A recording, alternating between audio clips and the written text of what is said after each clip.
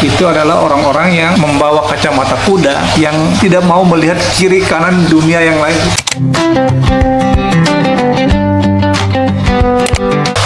Hal yang menguntungkan ketika lo hidup sebagai masyarakat urban di daerah-daerah kota besar atau daerah berkembang lainnya, misalkan daerah pinggiran kota besar ya, antara lain Depok, Bogor, Bekasi, Tangerang, ditambah lagi lo adalah millennials dan Gen Z, maka lo punya kesempatan sangat luas untuk belajar menikmati hidup yang jauh lebih luas, jauh lebih terbuka. Cara berpikir, cara pandang, cara merasa jauh lebih terbuka, jauh lebih cair. Menjadi masyarakat urban itu sudah mengandaikan bahwa orang-orang atau lu yang tinggal di daerah itu punya pemikiran yang sangat terbuka pada perkembangan zaman yang begitu cepat, yang canggih, seperti yang hari-hari ini kita nikmati ya. Itu salah satu keuntungan yang terbesar. Yang kedua adalah masyarakat yang serba cepat dalam berinteraksi, dalam melewati hari-hari hidup di masyarakat. Dalam arti gini, cepat itu karena apa? Cepat itu karena kita dituntun oleh rutinitas. Bangun pagi sudah meninggalkan rumah ya, bangun pagi subuh, kemudian kita buru-buru pergi meninggalkan rumah untuk menjalankan tanggung jawab kita di tempat pekerjaan kita masing-masing. Kemudian pulang itu sudah sore hari, apalagi di daerah seperti Depok atau Bogor atau Bekasi atau Tangerang. Kalau lu tinggal di daerah itu lalu kerjanya di Jakarta, itu sudah pasti hidup lu itu habis di jalanan. Hari-hari hidup lu itu berlalu begitu cepat, begitu padat, itu di jalanan.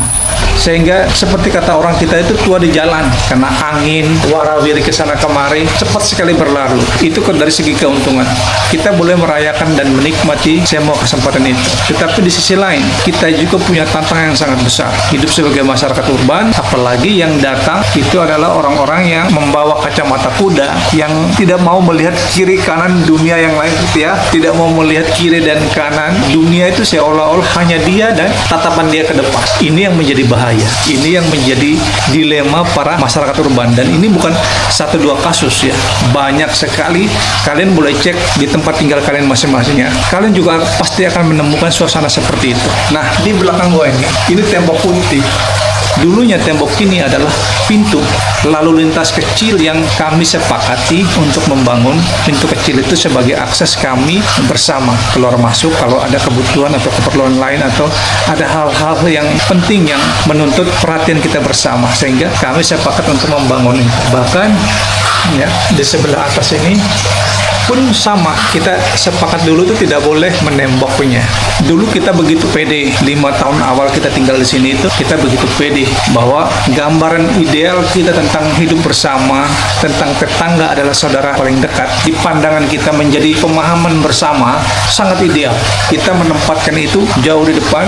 Ini adalah hubungan yang ideal. Kita datang dari berbagai kultur yang berbeda, budaya yang berbeda, dari agama yang berbeda, tapi karena rezeki di tempat kita kerja kita masing-masing yang menuntun kita ke sini, akhirnya hidup bersama di sini. Itu berlangsung hanya 5 tahun. Kemudian lambat laun terjadi intrik dan persoalan yang tidak mesti dibesarkan, tidak mesti digaungkan untuk semua orang tahu, karena itu tidak penting, bukan hal yang aneh.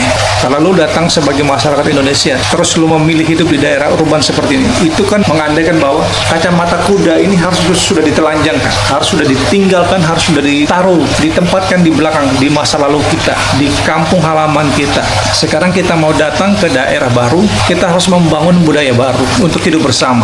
Kita membangun kesepakatan baru, cara hidup bersama seperti apa yang kita mau jalani.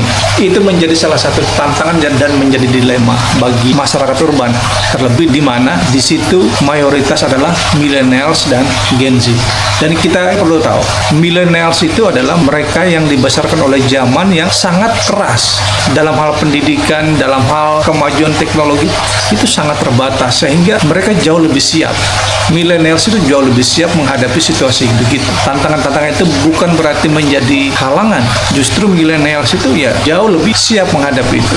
Tetapi lain soal kalau misalkan lu berhadapan dengan Gen Z itu lebih vokal, lebih cepat bersuara terhadap apapun. Itu kenyataan. Dan seperti ini, gua terlahir sebagai milenial, gua menghadapi ini sebagai sebagai Gen Z. Jadi ketika ini terjadi banyak ramenya, cuk-cuk, tapi tidak diungkapkan secara langsung kepada gua, tapi melalui orang lain. Kemudian ini kan zaman medsos ya itu melalui medsos gitu kan, WA salah satunya. Ini yang menjadi pemicu pada akhirnya kita memilih oke, ini mungkin jalan terbaik, tetapi ini bukan penghalang utama kita, bukan menjadi penghalang utama bahwa kita tidak bisa berkomunikasi lagi, bukan itu. Tetapi kita siap bahwa hidup bersama di daerah urban seperti ini dengan berkumpulnya masyarakat dari berbagai macam budaya, suku, agamanya, macam-macam yang pluralis, itu mengandaikan bahwa kita juga harus siap menghadapi konflik itu, dan konflik itu harus dihadapi bersama-sama dan diatasi bersama-sama. Nah, dari pelajaran ini kami bersyukur bahwa kami toh pada akhirnya bisa belajar banyak hal untuk mengatakan bahwa oh ternyata sebagian dari kita belum siap untuk hidup bersama dalam suasana seperti ini, dalam sebagai masyarakat modern di daerah urban. Ternyata kita banyak juga yang masih memakai kacamata kuda untuk melihat sesama yang dianggap beda dengan kita. Nah, ini yang bisa jadi PR, bisa jadi pembelajaran. Entah sampai kapan kita nggak tahu. Selama kita hidup bersama, kita akan terus belajar menyesuaikan. Kita belajar seperti air yang mengalir. Kalau ketemu benturan batu, dia akan mencari sisi yang lain dan tetap sampai kepada muara. Masalah-masalah itu sebagai orang Indonesia itu kan biasa saja ya. Mungkin di sini bedanya adalah karena kita hidup di daerah urban, kemudian kita itu belum siap aja, belum siap menjadi masyarakat modern, sehingga hal-hal kayak gini dianggap sebagai masalah, walaupun dia sendiri bukan masalah. Bahwa keputusan hidup bersama dalam suatu kelompok, misalkan di perumahan atau di apapun komplek tertentu, itu memang harus berbenturan dengan persoalan kayak gitu. Tetapi juga dengan catatan bahwa manusia yang hidup di daerah-daerah seperti itu, semacam daerah urban seperti ini, harus sudah selesai dengan cara pikir, cara pandang, ya, sampai cara bertindaknya kepada sesama, dia harus sudah selesai. Dengan kata lain, kacamata kudanya itu sudah ditinggalkan, sehingga dia lebih luas, lebih terbuka wawasan, melihat sesamanya itu, mau dia dari budaya apa, dari agama apa, dari suku apa, itu nonsense, itu bukan masalah dia lagi. Tetapi fokusnya adalah kita bisa nggak kita membangun hidup bersama dalam kelompok itu. Walaupun di situ banyak meninggalkan PR, meninggalkan noda yang terkesan sulit dihapus, ya betul. Tetapi kan bukan berarti kita tidak bisa hidup bersama. Pesan gue terakhir adalah kalau lu hidup sebagai masyarakat urban dan lu adalah milenial dan Gen Z, itu mengandaikan bahwa lu harus sudah siap dengan cara pandang yang baru, yang lebih luas, lebih terbuka, lebih interaktif.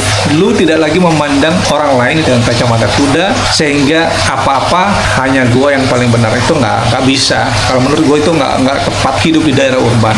Kita di daerah urban itu kita akan berhadapan dengan masyarakat baru dari berbagai macam suku, agama, latar belakang, dan dengan begitu kita harus membenarkan bahwa tetangga gue adalah saudara gue paling dekat. Karena kalau terjadi apa-apa, yang dicari adalah tetangganya siapa. Lu sakit, lu berbenturan masalah, atau amit-amit lu mati, tetangga lu itu yang dicari. Dan sebagai milenial dan Gen Z harus sudah selesai dengan kognitif kita, cara pandang kita, sampai cara kita bertindak, berperilaku kepada orang lain itu, kita itu harus welcome. Yuk kita datang bersama karena rezeki kita membawa kita di sini untuk hidup bersama. Yuk gandengan tangan, jalan bersama, bangun komunitas baru bersama-sama, bentuk budaya baru untuk melahirkan generasi baru lewat anak-anak kita untuk menghidupi itu, dan itu menjadi warisan kita ke depan.